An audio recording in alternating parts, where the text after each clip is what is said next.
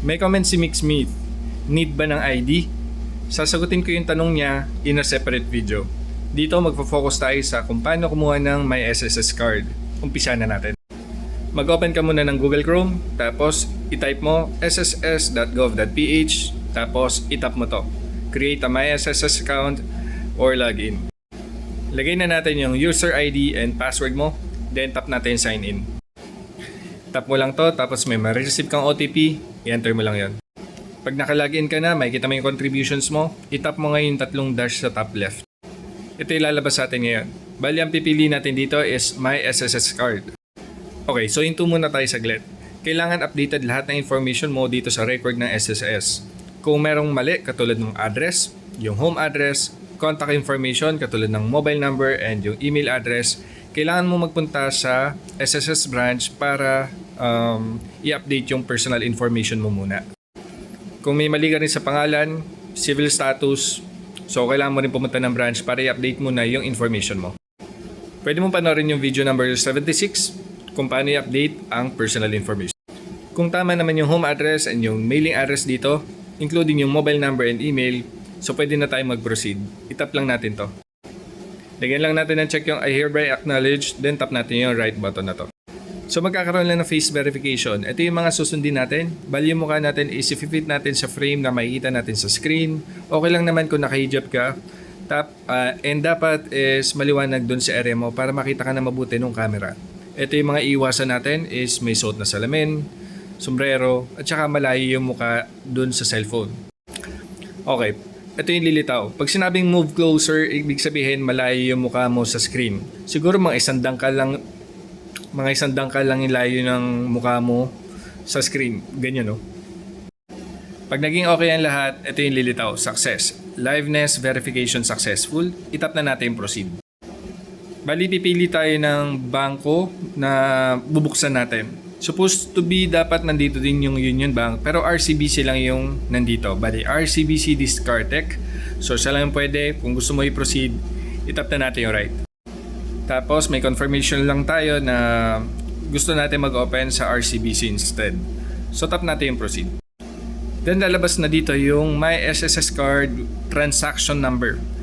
Yung binura ko doon, yun yung iingatan yung number. Kakailanganin natin yan para mapagbukas na tayo ng Discartec account.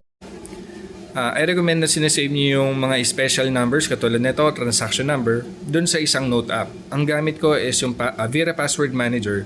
So sa note niya, dun ko sinasave lahat ng importante sa akin. So katulad yan, pag na-save ko na, kahit na mawala pa yung phone ko, biglang masira, na matatabi nung app yung mga important information na katulad nito. So pwede rin sa Google Keep app. So just make sure huwag mong kakalimutan yung Google password mo naman. Okay, pag nag-proceed pa tayo, pag tinap natin check sa lower right, so yan lang. Bali, pupunta na tayo ngayon sa pag-install ng Discartec app. Para matuloy na natin yung pagkuha ng My SSS card, so close mo na yung Google Chrome, magbukas ka ng Google Play Store, i-search mo Discartec, install, and buksan mo yung app. Tapos yan, itap mo yung gumawa ng Discartec account. Tapos yung transaction number kanina, gagamitin natin yan dito. Pag may nakita ka ng box for transaction number, ilalagay natin yung transaction number ng SSS natin. Yung iba pa mga information, i-fill out mo lang hanggang makomplete mo yung registration. Kung hindi mo alam kung paano gumawa ng Discartec account, mas maganda, mag-search ka na lang muna sa YouTube. Kasi ako hindi muna ako kukuha ng My SSS card. Okay, so itutuloy ko na lang dito. Ito yung mga steps. Bali, nagawa na natin hanggang dito.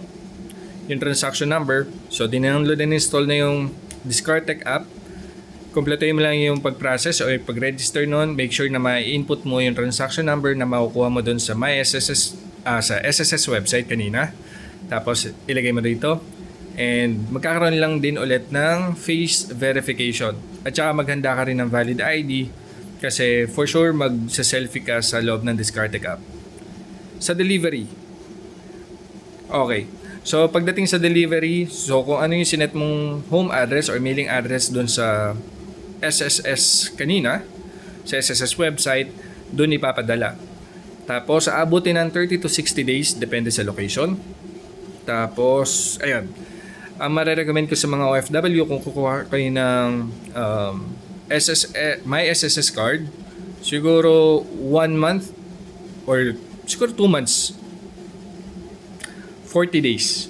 40 days bago kayo umuwi ng Pinas, kumuha na kayo para halos sabay lang kayong darating ng My SSS ATM card nyo.